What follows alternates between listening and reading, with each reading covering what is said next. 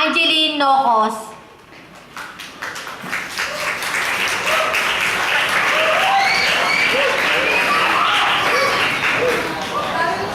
Tapos pa ako nito.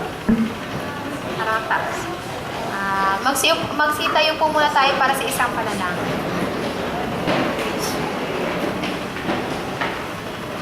Panginoon naming Diyos, maraming salamat po, Ama, sa mabiyayang araw na pinagkaloob niyo po sa bawat isa po sa amin.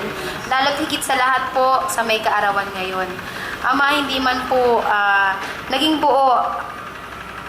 Batid niyo po kung ano po ang laman ng puso ng may kaarawan. Ngunit nandito po kaming lahat na nagmamahal po sa Kanya. Hinihiling po namin, Ama, na pagkalooban niyo po siya ng mahabang buhay, na magandang kinabukasan. Tumimo po sana sa Kanya ang kahalagahan po ng pamilya. Gayon din po, Ama, hinihiling po namin na pagkalooban po niyo kami ng magandang panahon, na magandang pagkakataon. Ama, maiwasan po nawa ang anumang pong makakapinsala po sa okasyon ngayong gabi. Ama, maraming salamat po. Hinihiling din po namin na nawa ang mga panauhin na narito ngayon ay masiyahan po sa gagawin naming presentasyon. Maraming salamat po, Ama, sa mga biyaya. Patawad na rin po sa aming nagawang pagkakasala.